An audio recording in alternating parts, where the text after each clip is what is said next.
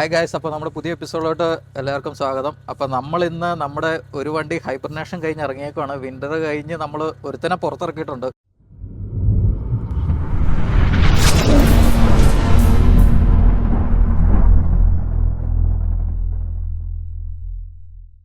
അപ്പോൾ അവൻ്റെ ക്ലച്ച് മാറാൻ നേരത്തെ നമ്മുടെ എപ്പിസോഡ് കണ്ടവർക്കറിയാം, നമ്മൾ ക്ലച്ച് അപ്ഗ്രേഡ് ചെയ്യാൻ നിൽക്കുമായിരുന്നു നമ്മുടെ ഒരു 335-ന്. അപ്പോൾ അവനെ പുറത്തിറക്കിയിട്ടുണ്ട്. ഇവനാണ് അവൻ. ഈ വണ്ടി നിങ്ങൾ ചാനലിൽ കണ്ടിട്ടില്ലായിരിക്കും. നമ്മൾ വിൻ്ററിൽ പാർക്ക്ഡായിരുന്നു വണ്ടി. ഇപ്പോഴാണ് നമ്മൾ വണ്ടി പുറത്തിറക്കിയത്. വണ്ടിക്ക് ഇപ്പോൾ സ്റ്റേജ് 2+ ആണ് വണ്ടി ഇരിക്കണേ.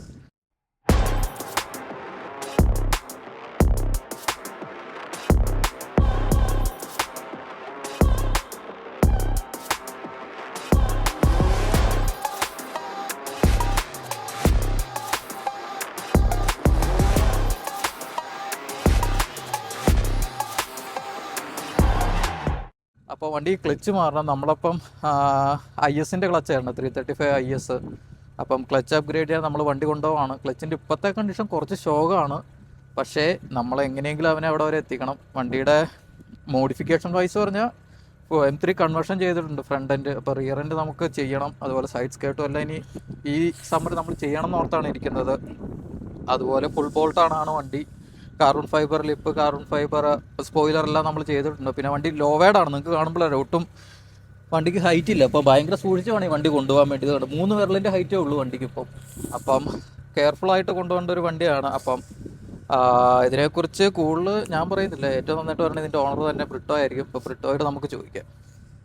ഹായ് ഗായ്സ്, അപ്പം ഇപ്പോൾ ഇത് 2008 BMW 335 ആയി. E92 ചാസിയാണ് വരുന്നത്, 2 ഡോർ കൂപ്പ്. ഇതിൻ്റെ കളർ വരുന്നത് ക്രിംസൺ റെഡ് എന്ന് പറയുന്ന കളറാണ്. അത്യാവശ്യം റെയറായിട്ട് വരുന്ന കളറാണ്.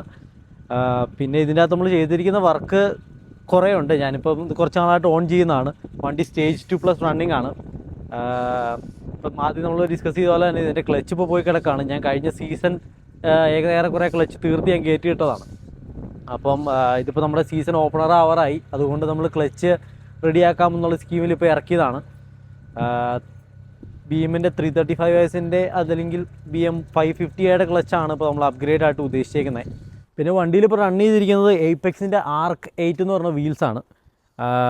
അതുപോലെ ടയർ വരുന്നത് സ്റ്റാഗേർഡ് സെറ്റപ്പാണ്. 235 in the front, 265 at the ബാക്കാണ്.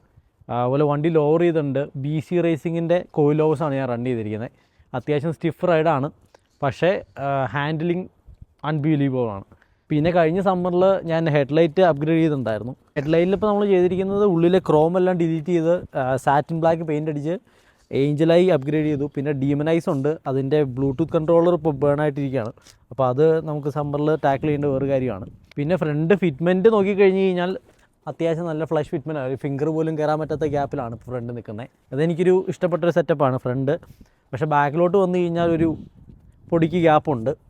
ഇത് ഞാൻ കുറച്ചും കൂടെ താത്തണമെന്ന് വിചാരിച്ചിരിക്കുന്നത്. ഇപ്പോഴത്തെ നിലവിലുള്ള അവസ്ഥയിൽ നമുക്ക് താത്താൻ പറ്റില്ല. കാരണം ഫെൻഡർ ഇത് റോൾ ചെയ്യണം, അതല്ലെങ്കിൽ ഒരു നെഗറ്റീവ് ക്യാമറ കൊടുക്കേണ്ടി വരും. അപ്പോൾ നെഗറ്റീവ് ക്യാമറ കൊടുക്കണമെങ്കിൽ റിയർ ക്യാമറ അപ്ഗ്രേഡ് ചെയ്യേണ്ടതുണ്ട്. അപ്പോൾ അത് വികാരം നമ്മൾ ഈ സമ്മറിൽ ചെയ്യുന്നതായിരിക്കും. പിന്നെ ബമ്പറിൻ്റെ കേസ് പറഞ്ഞു കഴിഞ്ഞാൽ ഒരു M-Tech-ൻ്റെ ബമ്പർ ഡിഫ്യൂസർ ഒരു അപ്ഗ്രേഡ് നോക്കുന്നുണ്ട്. പിന്നെ എക്സോസ് സെറ്റപ്പ് പറഞ്ഞു കഴിഞ്ഞാൽ നമുക്ക് ഫ്രണ്ടിൽ നിന്ന് കാർലെസ് ഡൗൺ പൈപ്പ് വരുന്നുണ്ട്. പിന്നെ പുറകോട്ട് വന്നു കഴിഞ്ഞാൽ സെക്കൻഡറി കാറ്റ് ഡിലീറ്റ്. പിന്നെ പുറകോട്ട് ആക്സിൽ ബാക്ക്, വൈബ്രൻറ്റ് പെർഫോമൻസിൻ്റെ ആക്സിൽ ബാക്ക് എക്സോസ്റ്റ് ആണ് വരുന്നത്. പിന്നെ ട്രങ്ക് സ്പോയിലർ ഇത് കാർബൺ ഫൈബറാണ്. PSM സ്റ്റൈൽ എന്ന് പറയും. കുറച്ച് അഗ്രസീവ് ലുക്കിംഗ് ആയിട്ടുള്ളൊരു എനിക്കിഷ്ടപ്പെട്ട ഒരു മോഡൽ സ്പോയിലറാണ്. കാർബൺ ഫൈബറിൻ്റെ ഒരു ഷാർക്ക് ഫിൻ വെച്ചിട്ടുണ്ട്. അത് ബേസിക്കലി ഈ വണ്ടിയുടെ ആൻറ്റിനയാണ്. ഇതെല്ലാം റിയൽ കാർബൺ ഫൈബർ തന്നെയാണ് നമ്മൾ വെച്ചേക്കണം. ഒന്നും ഡിപ്പല്ല. ഇതും റിയൽ കാർബൺ ഫൈബറാണ്, ഇതും റിയൽ കാർബൺ ഫൈബറാണ്. അതുപോലെ തന്നെ നമ്മുടെ ഫ്രണ്ട് ലിപ്പും റിയൽ കാർബൺ ഫൈബറാണ്. അപ്പം അതുകൊണ്ടാണ് നമ്മൾ ഓടിക്കുമ്പം നോക്കി ഓടിക്കണം. അപ്പം ലിപ്പിന് എക്സ്പെൻസീവ് ആണ്. അതെ കാർബൺ ഫൈബർ പാർട്സ് എല്ലാം. ഓൾറെഡി ഞാൻ കഴിഞ്ഞ സമ്മറിലൊരു പ്ലാസ്റ്റിക് ഫ്രണ്ട് ലിപ്പ് വെച്ചിട്ടുണ്ടായിരുന്നു. അത് അധികം നാൾ ലാസ്റ്റ് ചെയ്തില്ല. അതുകൊണ്ടാണ് ഞാൻ പിന്നെ കാർബൺ ഫൈബറിലേക്ക് പോയത്. കാർബൺ ഫൈബർ ഒബ്വിയസ്ലി എക്സ്പെൻസീവ് ആണ്, ബട്ട് എന്നിരുന്നാലും അത്യാവശ്യം കുറച്ച് ഡ്യൂറബിളാണ്. അപ്പോൾ ചെറിയൊരു സ്ക്രൈപ്പും കാര്യങ്ങളൊക്കെ കുഴപ്പമില്ല ഇതിന്. പിന്നെ ഈ വണ്ടിയുടെ ഏറ്റവും വലിയ പ്രത്യേകത എന്ന് പറഞ്ഞു കഴിഞ്ഞാൽ വണ്ടി നോക്കി നടന്നപ്പോഴെല്ലാം ഞാൻ നോക്കി നടന്നത് ഒരു മാനുവൽ ട്രാൻസ്മിഷൻ അഥവാ സ്റ്റിക്ക് ഷിഫ്റ്റ് വണ്ടിയാണ് ഞാൻ നോക്കി നടന്നത്. ക്ലച്ച് മാറണം എന്ന് പറഞ്ഞപ്പോൾ തന്നെ നിങ്ങൾക്ക് മനസ്സിലായി കാണും വണ്ടി മാനുവൽ ട്രാൻസ്മിഷൻ ആണെന്ന്. ഇപ്പം വണ്ടി ഇത് ഫാക്ടറി വരുന്നത് എക്സ് ഡ്രൈവ് ആണ്, അതായത് ഓൾ വീൽ ഡ്രൈവ് ആണ്. പക്ഷേ ഞങ്ങൾ ഇപ്പം വണ്ടി സെറ്റപ്പ് ചെയ്തിരിക്കുന്ന റീവീൽ ഡ്രൈവിലേക്കാണ്. വണ്ടി ഇപ്പോൾ എക്സ് ഡിലീറ്റിലാണ് വണ്ടി റൺ ചെയ്യുന്നത്. അപ്പോൾ അതുകൊണ്ട് തന്നെ ഫുൾ പവർ പോകുന്നത് റിയർ വീൽസിലേക്കാണ്, ഫ്രണ്ട് വീലിലേക്ക് പവർ ചെല്ലുന്നില്ല. പിന്നെ വണ്ടിയുടെ എക്സോസ്റ്റ് നോട്ടൊന്ന് കേട്ട് നോക്കാം.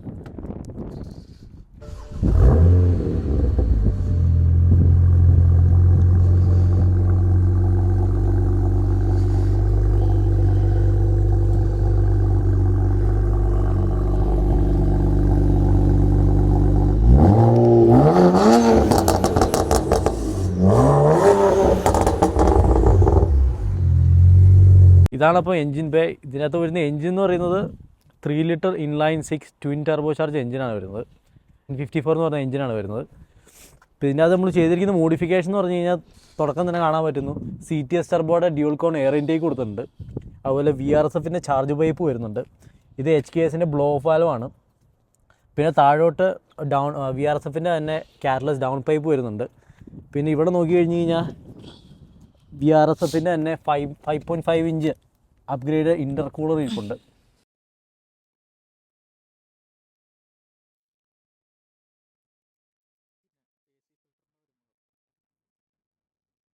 പിന്നെ AC ഫിൽറ്റർ നമ്മൾ ചെറിയൊരു അപ്ഗ്രേഡ് കൊടുത്തിട്ടുണ്ട്. നമ്മൾ സ്റ്റോക്ക് കൗൾ ഡിലീറ്റ് ചെയ്തിട്ട് ആഫ്റ്റർ മാർക്കറ്റ് ഫിൽറ്റർ കൊടുത്തിരിക്കുന്നതാണ്.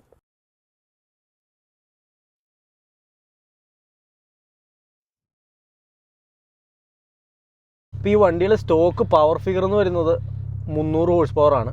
അപ്പോൾ ഇതിൻ്റെ ഒരു ബൂസ്റ്റ് പ്രഷർ പറഞ്ഞു കഴിഞ്ഞാൽ 8 to 9 PSI ആണ് സ്റ്റോക്ക് വരുന്നതെന്ന് പറഞ്ഞാൽ. അപ്പോൾ നമുക്ക് സ്വാഭാവികമായിട്ടും ടർബോ ചാർജ് വണ്ടി ആയതുകൊണ്ട് നമ്മൾ ഇത് ട്യൂൺ ചെയ്തിട്ടുണ്ട്. ഇപ്പം JB4ൻ്റെ മാപ്പ് 1 അവർ എയിം ചെയ്യുന്ന PSI എന്ന് പറയുന്നത് ഓൾമോസ്റ്റ് 13 PSI ആണ്. ഡിഫറെൻറ്റ് മാപ്സ് ഉണ്ട്. നമ്മുടെ ഡിപ്പെൻസ് സപ്പോർട്ടിങ് മോഡ് ഡിപ്പെൻസ് ചെയ്താണ് നമ്മൾ മാപ്പ് ചൂസ് ചെയ്യുന്നത്. മാപ്പ് 2 എയിം ചെയ്യുന്നതെന്ന് പറഞ്ഞു കഴിഞ്ഞാൽ 15 to 16 PSI വരെയാണ്. പക്ഷേ ഇപ്പം ഞാൻ റൺ ചെയ്യുന്നതെന്ന് പറഞ്ഞാൽ മാപ്പ് 5 ആണ്. മാപ്പ് 5 റൺ ചെയ്യുന്നതിൻ്റെ കാരണം എന്ന് പറഞ്ഞാൽ MHയുടെ ബാക്ക് ആൻഡ് ഫ്ലാഷ് റൺ ചെയ്യുന്നതുകൊണ്ടാണ് ഞാൻ മാപ്പ് 5 ചൂസ് ചെയ്തിരിക്കുന്നത്. അതുപോലെ മാപ്പ് 7 ആണ് മോസ്റ്റ് അഗ്രസീവ് മാപ്പ് എന്ന് പറയുന്നത്.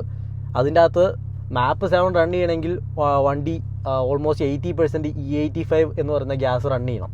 E85 എന്ന് പറഞ്ഞാൽ നമുക്കറിയാം റേസ് ഫ്യൂവൽ AKA അല്ലെങ്കിൽ E85.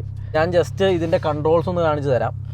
അപ്പോൾ നമ്മൾ JB4ൻ്റെ മാപ്പിലേക്ക് എൻട്രി ചെയ്യുന്നതെന്ന് പറഞ്ഞു കഴിഞ്ഞാൽ വോളിയം ഡൗൺ ബട്ടണും ഈ ഡൗൺ ബട്ടണും കൂടെ ഒരുമിച്ച് പ്രസ് ചെയ്യാണ്.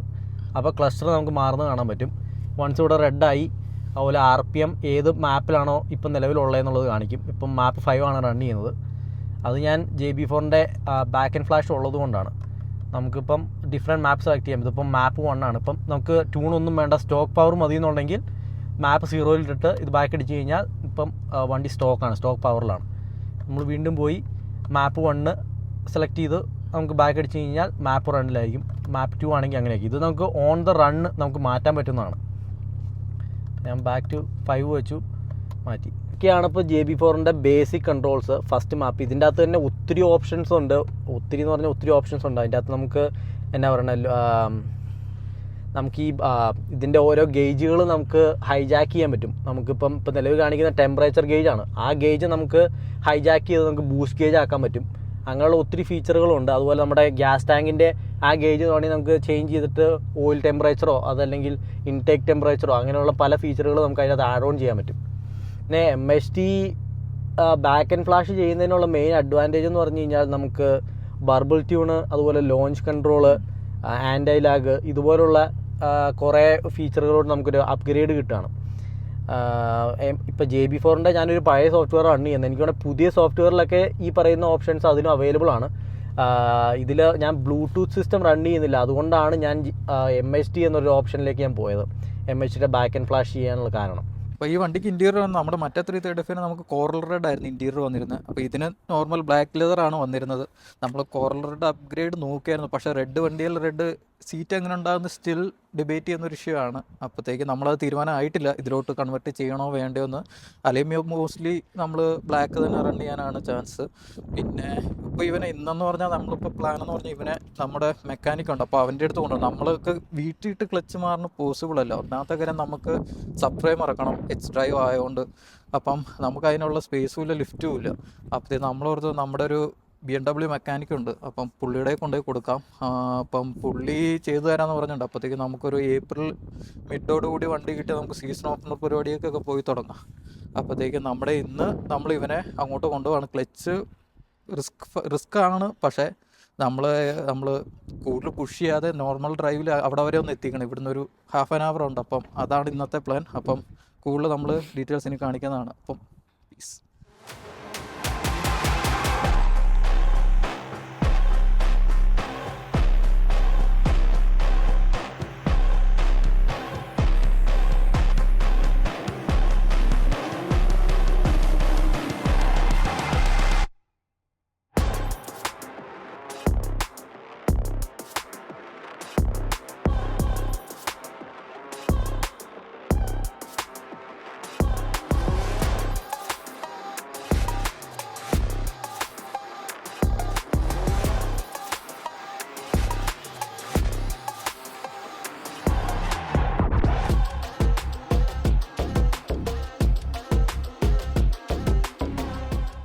ഇപ്പോൾ നമ്മളിവിടെ നമ്മുടെ മെക്കാനിക്കിൻ്റെ അടുത്ത് വന്നിട്ടുണ്ട്. അപ്പോൾ നമ്മളിതിനെ ഇവിടെ ഡ്രോപ്പ് ചെയ്യുക. നമ്മൾ എങ്ങനെയൊക്കെ ഇവിടെ എത്തി.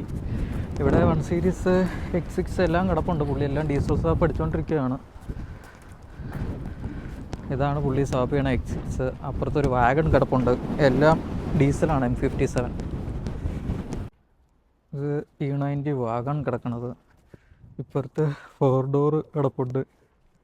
ഫുള്ള് ഡീസലാണ് പുള്ളി. ഡീസലിൻ്റെയും M54ൻ്റെ മെയിനാണ് പുള്ളി.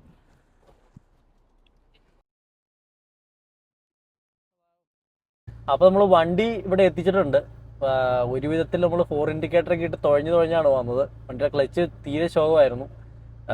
ഞാൻ 4th ഗിയറിൽ ഹൈവേയിൽ ക്രൂസ് ചെയ്ത് ഒരു 80-60-80 പിടിച്ചാണ് ഈ പോകുന്നത്.